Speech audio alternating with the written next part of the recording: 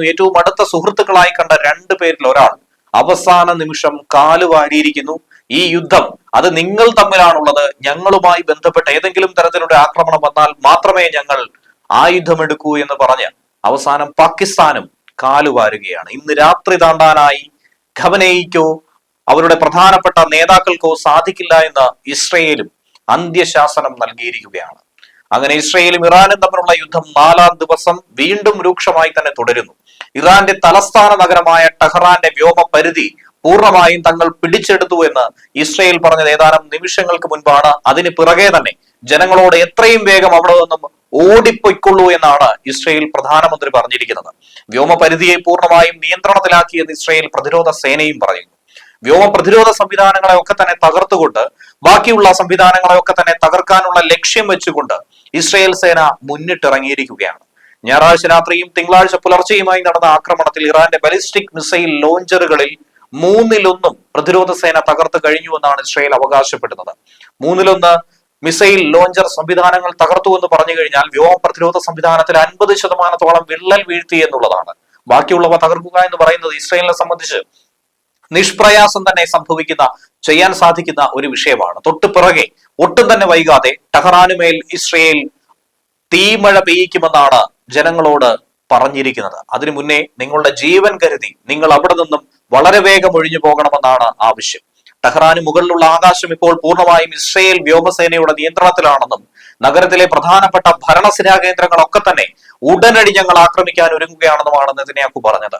ഇറാനെ പോലെ സാധാരണ ജനങ്ങളെ കൊന്നൊടുക്കാൻ ഞങ്ങൾ ഒരിക്കലും ആഗ്രഹിക്കുന്നില്ല, അതിന് മുതിരുന്നുമില്ല. അതുകൊണ്ട് തന്നെയാണ് ടെഹ്റാനിലെ സാധാരണ ജനങ്ങളോട്, പാവപ്പെട്ടവരോട് ഞങ്ങൾ ആവശ്യപ്പെടുന്നു, ദയവായി അവിടെ നിന്നും ഒഴിഞ്ഞു പോകൂവെന്ന്. തൊട്ടുപിറകെ ഞങ്ങൾ ആക്രമിക്കുമെന്നും നെതന്യാഹു തിങ്കളാഴ്ച വൈകിട്ടോടുകൂടി ടെൽനോഫിലെ വ്യോമതാവളത്തിൽ വെച്ച് ഉറക്കെ പറയുകയാണ്. സംഘർഷത്തിനിടയിൽ ഏത് ആക്രമണത്തിനെതിരെയും ഒന്നിച്ച് പ്രതിരോധിക്കാൻ ഇറാൻ പ്രസിഡന്റ് മസൂദ് പെസഷ്കിയാൻ ജനങ്ങളോട് അഭ്യർത്ഥിച്ചിരിക്കുകയാണ്. അതായത് ജനങ്ങളുടെ ജീവൻ നഷ്ടപ്പെട്ടാലും കുഴപ്പമില്ല, ഈ യുദ്ധത്തിൽ നമ്മുടെ മുന്നിൽ തന്നെ നിൽക്കണമെന്നാണ് ആവശ്യപ്പെട്ടിരിക്കുന്നത്.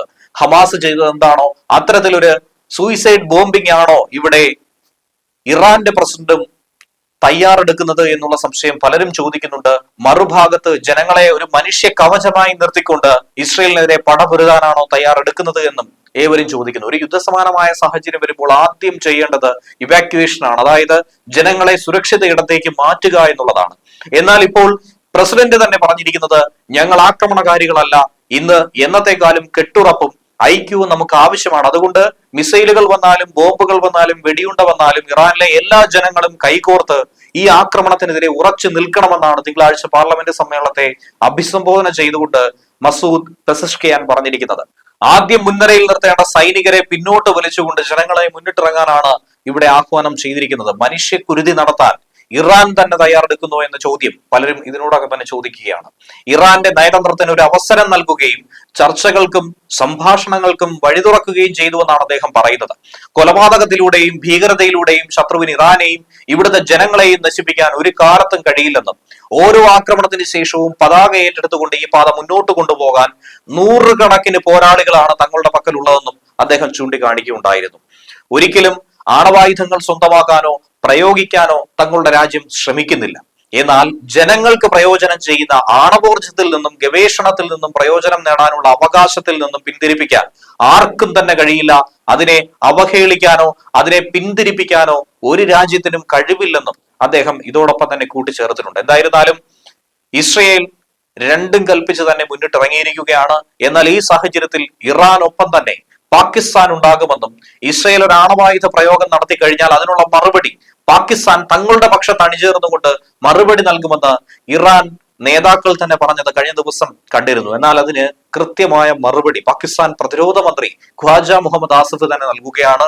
ഇറാനെ സംബന്ധിച്ച് ഒറ്റപ്പെടുത്തുന്ന രീതിയിലുള്ള നടപടിയാണ് പാകിസ്ഥാൻ സ്വീകരിച്ചിരിക്കുന്നത്. ചെകുത്താനും കടലിലും നടുക്ക് അകപ്പെട്ടിരിക്കുന്ന പാകിസ്ഥാനെ സംബന്ധിച്ച് ഏതാനും ആഴ്ചകൾക്ക് മുൻപായിരുന്നു ഇന്ത്യയുമായി ഏറ്റുമുട്ടാൻ തയ്യാറെടുത്ത് മുന്നിട്ട് വന്ന് അവസാനം തലങ്ങും വിലങ്ങും അടിയേറ്റുകൊണ്ട് ഒടുവിൽ 3-ാം ദിവസം യുദ്ധം വേണ്ട എന്ന് കരഞ്ഞു വിളിച്ച് സമാധാന നയതന്ത്ര ചർച്ചകൾക്ക് വേണ്ടിയുള്ള ആഹ്വാനം നടത്തി വെടിനിർത്തലുമായി പിന്നോട്ടോടിയിരിക്കുന്ന പാകിസ്ഥാൻ ഇനി വീണ്ടും ഒരു കുഴിയിലെടുത്ത് ചാടുമെന്ന് ഒരിക്കലും ആരും തന്നെ കരുതേണ്ടതില്ല. പാകിസ്ഥാൻ അത്തരത്തിൽ ഒരു ഉറപ്പും ആർക്കും കൊടുത്തിട്ടില്ലെന്നാണ് പാകിസ്ഥാൻ പ്രതിരോധ മന്ത്രി എക്സ് പോസ്റ്റിലൂടെ തന്നെ പറഞ്ഞിരിക്കുന്നത്. ഞങ്ങളുടെ ആണവശക്തി ഞങ്ങളുടെ ജനങ്ങൾക്ക് ഉപയോഗപ്രദമാകാനും ശത്രുക്കളുടെ നീക്കങ്ങളെ പ്രതിരോധിക്കാനും വേണ്ടിയിട്ടാണുള്ളത്. അതല്ലാതെ മറ്റൊരു രാജ്യത്തിനെതിരെ അനാവശ്യമായി എടുത്ത് ഉപയോഗിക്കില്ല എന്ന് ഖ്വാജ ആസിഫ് തന്നെ പറയുന്നു. ഇസ്രയേൽ ഇപ്പോൾ കാണിക്കുന്നത് പോലെ ഞങ്ങൾ അയൽ രാജ്യങ്ങൾക്കെതിരെ ഇത്തരം ആധിപത്യ നയങ്ങൾ സ്വീകരിക്കുന്നില്ല എന്ന് പറഞ്ഞതിലൂടെ ഇറാനുമേൽ ഇസ്രയേൽ ഇനിയിപ്പോൾ എന്തൊക്കെ ചെയ്താലും തങ്ങൾ അനങ്ങില്ല എന്നുള്ള സൂചന നൽകുന്നു. ഇസ്രയേലിന്റെ ആണവശക്തിയിൽ ലോകരാജ്യങ്ങൾ ഭയപ്പെടണം. അത് രാജ്യാന്തര ആണവ നിയമങ്ങൾ പാലിക്കുന്നവയല്ലെന്നും പാശ്ചാത്യ രാജ്യങ്ങൾക്ക് മുന്നറിയിപ്പ് നൽകിയിട്ടുണ്ട്. ഇസ്രയേൽ ഒരു ആണവാക്രമണത്തിന് മുതിർന്നാൽ പാകിസ്ഥാൻ ഇറാനെ പിന്തുണയ്ക്കുമെന്നായിരുന്നു ഒരു ദേശീയ ചാനലിന് അഭിമുഖം നൽകുന്ന വേളയിൽ ഇസ്ലാമിക് റവല്യൂഷണറി ഗാർഡ് കോപ്സിന്റെ കമാൻഡറും ഇറാൻ ദേശീയ സുരക്ഷാ കൗൺസിൽ അംഗവുമായിട്ടുള്ള ജനറൽ മോസൻ റിസൈ പറഞ്ഞത്.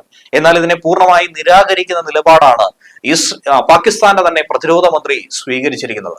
ഇസ്രയേൽ ആണവായുധവുമായി ഇറാനെ ആക്രമിച്ചാൽ അവർക്കെതിരെ ആണവായുധം പ്രയോഗിക്കുമെന്നായിരുന്നു പാകിസ്ഥാൻ തങ്ങളെ അറിയിച്ചതായി റിസൈ പറഞ്ഞത്. എന്നാൽ അങ്ങനെ ഒരു സംഭവമേ ഇല്ല എന്നും അതൊക്കെ തന്നെ വെറും കളവായിരുന്നു എന്ന് തെളിയിക്കുന്ന സൂചനകളാണ് പാകിസ്ഥാൻ തന്നെ ഇപ്പോൾ തുറന്നു പറഞ്ഞിരിക്കുന്നത്. എന്തായിരുന്നാലും മറുഭാഗത്ത് പാകിസ്ഥാനിൽ ഇറാനുള്ള അനുകൂല പിന്തുണ നൽകുന്ന ചില രീതികൾ കാണാൻ ഇടയായിരുന്നു. പ്രകടമായ ചില കാഴ്ചകൾ ഉണ്ടായിരുന്നു. ഇറാൻ ഇസ്രായേൽ സംഘർഷം കനക്കുന്ന സാഹചര്യത്തിലാണ് ഇറാൻ ഐക്യദാർഢ്യം പ്രഖ്യാപിച്ചുകൊണ്ട് പാകിസ്ഥാനിൽ റാലി അടക്കമുള്ള ആർക്കും ഉപദ്രവപരമല്ലാത്ത വിഷയങ്ങളൊക്കെ സംഘടിപ്പിക്കുന്നത്. പാകിസ്ഥാനിലെ പഞ്ചാബ് പ്രവിശ്യയുടെ തലസ്ഥാനമായ ലാഹോർ നഗരത്തിലാണ് റാലി സംഘടിപ്പിച്ചത്. ഇസ്ലാമിക വിപ്ലവത്തിന്റെയും റെസിസ്റ്റൻസ് ഫ്രണ്ടിന്റെയും നൂറുകണക്കിന് പിന്തുണക്കാരാണ് ഇറാനോട് ഐക്യദാർഢ്യം പ്രഖ്യാപിച്ചുകൊണ്ട് റാലിയിൽ പങ്കെടുത്തതായി ഇറാന്റെ തന്നെ ഔദ്യോഗിക മാധ്യമമായ ഇർന റിപ്പോർട്ട് ചെയ്തത്. റാലിയിൽ പങ്കെടുത്തവർ ഇറാനെതിരായ ഇസ്രയേലി ആക്രമണത്തെ അപലപിച്ചുകൊണ്ട് ശക്തമായി തന്നെ മുദ്രാവാക്യം വിളിക്കുന്നതും കേൾക്കാൻ സാധിക്കും. ഇസ്രയേലിന് മരണം, അമേരിക്കയ്ക്ക് മരണം എന്നീ മുദ്രാവാക്യങ്ങളാണ് ഞായറാഴ്ച വൈകുന്നേരം പ്രതിഷേധക്കാർ മുഴക്കിക്കൊണ്ട് റാലി നടത്തിയത്. പാക് പഞ്ചാബ് സംസ്ഥാനത്തിന്റെ നിയമസഭാ മന്ദിരത്തിൽ നിന്നും അമേരിക്കൻ കോൺസുലേറ്റ് ജനറലിലേക്കാണ് ഈ ജാഥ മുന്നോട്ട് കൊണ്ടുപോയത്.